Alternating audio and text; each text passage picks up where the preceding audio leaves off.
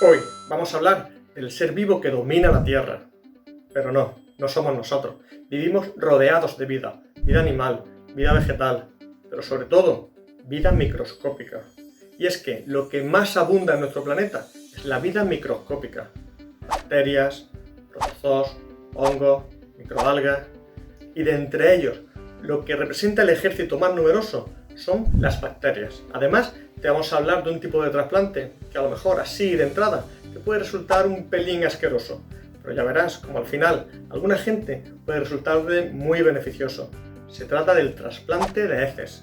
Empezamos.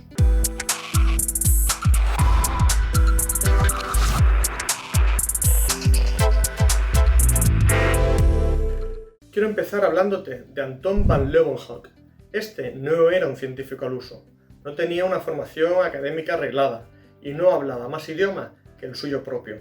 Hoy en día, con ese currículum, no hubiera llegado a ningún lado. O a lo mejor sí, no lo sé, da igual. El caso es que él desarrolló su carrera en el siglo XVII y ni siquiera en ese momento le daba para ser científico. Como digo, no tenía una formación reglada, pero quizá eso y su enorme curiosidad le hicieron llegar donde otros no habían llegado antes. Que no tenía prejuicios ni una visión sesgada del mundo. Estas dos cosas en determinadas ocasiones pueden suponer barreras importantes para derribar ciertos obstáculos y romper el paradigma científico de cada época. La cuestión es que Anton van Leeuwenhoek, a pesar de todo, es considerado hoy en día uno de los padres de la microbiología. Pero ¿cómo pudo llegar hasta ahí? ¿Cómo pudo un comerciante de telas que vivió casi toda su vida apartado del mundo académico jugar un papel tan importante en la ciencia? Pues todo empieza con su afición a pulir lentes. Sí, a pulir lentes. Él comenzó puliendo lentes para observar en detalle las telas con las que trabajaba y comercializaba, y terminó fabricando el primer microscopio de la historia. Es verdad que antes de él hubo otros científicos, como Zacharias Janssen, que ya había desarrollado algún prototipo con un éxito más o menos relativo, y que después del comerciante de telas llegarían otros, de más talla científica, como por ejemplo el inglés Robert Hooke, que lo perfeccionaron. Pero lo cierto es que van Leeuwenhoek fue el primero en diseñar y construir un microscopio compuesto. Como podrás imaginar, este era un modelo muy sencillo y rudimentario y cabía en la palma de la mano. Pero van Leeuwenhoek pasó por su lente todo lo que se cruzaba en su camino. No solo telas, sino cualquier objeto o elemento de la naturaleza que él entendía que podía ser aumentado hasta 200 veces, una barbaridad para la época. Pero su curiosidad no se quedó en el análisis de las telas. Este hombre miraba bajo el microscopio cualquier elemento que acaparaba su interés. Por ejemplo, miró moho, miró el aguijón de una abeja, sus propios piojos o los animálculos. ¿No sabe lo que son los animálculos? Claro, es que hoy en día no los conocemos con ese nombre. Van Leeuwenhoek miró al microscopio su propio semen y vio que había pequeños entes en un número enorme y que se movían muchísimo gracias a una larga cola que poseían. Él los llamó animálculos y hoy en día los conocemos como espermatozoides. Pero este no fue su único gran descubrimiento. También observó al microscopio el agua de un lago que quedaba cerca de su casa y fue capaz de ver minúsculas formas de vida. Él decía, miles de criaturas vivas en una sola gota de agua. Y lo decía en una de las múltiples cartas que envió a diferentes miembros de la Royal Society londinense. Estamos en el año 1676 y van Leeuwenhoek no lo sabía, pero se estaba convirtiendo en el primer ser humano en ver con sus propios ojos una bacteria. Desde entonces, el conocimiento sobre el mundo de las bacterias ha avanzado muchísimo y hoy sabemos que estos seres microscópicos se encuentran en absolutamente todos lados, ya que las bacterias son los organismos más abundantes del planeta. Podemos encontrar bacterias en el agua de una charca, como hizo el propio van Leeuwenhoek, pero también en cualquier superficie a la que nos acerquemos, la de tu teléfono móvil o la de la cuchara con la que comes, por ejemplo. Incluso podemos encontrar bacterias viviendo en condiciones extremas, en lagos salados, en fuentes hidrotermales, en mitad del desierto, pero también en nosotros. Sí, en nosotros, dentro de nosotros, no solo en la piel de nuestras manos o en nuestro intestino, que es algo que más o menos todo el mundo intuye, también en nuestra boca, en nuestros genitales o en nuestra garganta. Según recientes estudios, en nuestro cuerpo podemos tener tantas bacterias como células eucariotas, células que podríamos llamar propiamente humanas.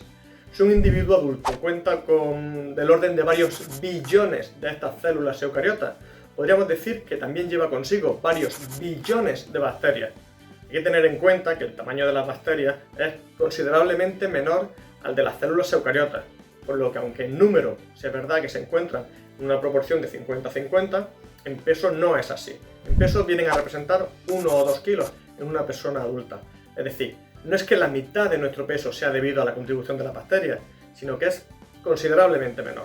Pero lo que sí es cierto es que el aporte que realizan es muy importante, y no solo es una cuestión cuantitativa, no es que sean muchas en número, es que el papel que juegan en muchas funciones es también muy importante para nosotros. El conjunto de todas estas bacterias que colonizan nuestro cuerpo es lo que llamamos microbioma humano. Ojo, muchas veces se habla de manera indistinta de microbioma y microbiota, pero no son lo mismo. Como digo, el microbioma es el conjunto de todas las bacterias y de su material genético que están dentro de un organismo, mientras que la microbiota se refiere únicamente a la población microbiana que existe en cada ecosistema de nuestro cuerpo. Por ejemplo, la microbiota intestinal, la microbiota nasal o la microbiota bucal.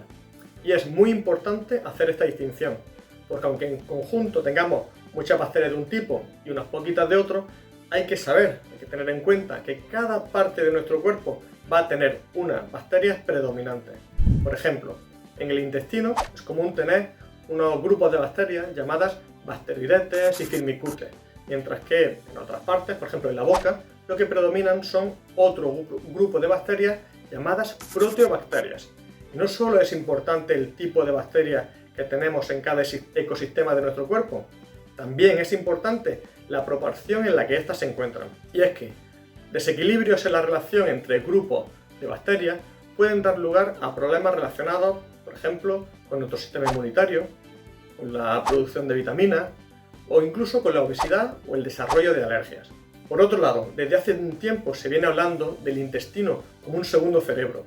A mí, personalmente, esta utilización del lenguaje no me parece la más adecuada, pero lo que sí es cierto es que existe una conexión entre el intestino y el cerebro, ya que en el intestino se origina buena parte de la dopamina y la serotonina que se produce en nuestro organismo. Y estas dos hormonas están relacionadas con patologías relacionadas con la función cerebral, como pueden ser la ansiedad o la depresión. ¿Y adivinas quién va a jugar un papel fundamental en la secreción de estas hormonas? En efecto, las bacterias. La microbiota intestinal.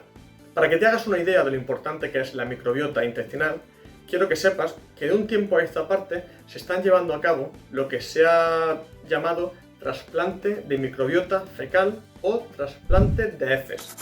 Este consiste básicamente en la recuperación de una serie de bacterias que han podido ser eliminadas por diferentes cuestiones.